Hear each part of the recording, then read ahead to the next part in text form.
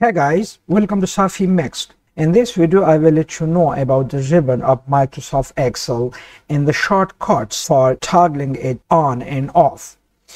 To begin with, you probably know that this list on the top of the user interface is called tabs list. And every tab contains a collection of different icons for implementing different commands, and that collection of different icons is called ribbon.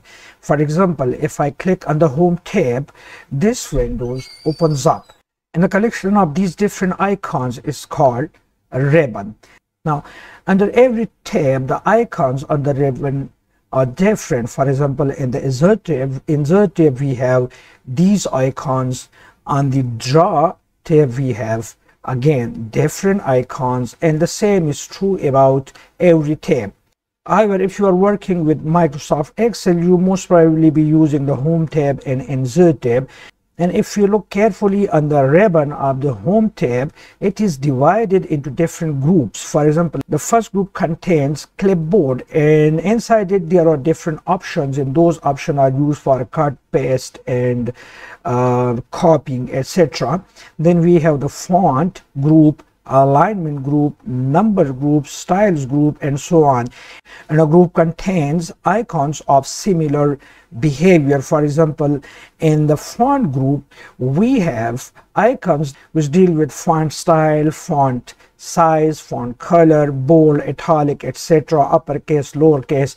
And similarly, if you go to align group, in the align group we have icons for aligning the text to left, to middle, to right.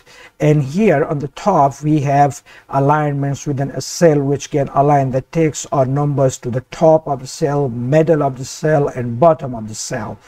So different groups contains different icons for implementing different commands. Now if I click on a cell in the workbook, the ribbon automatically disappears, and if I want to make it visible, I will click on a tab once more, and that happens every time.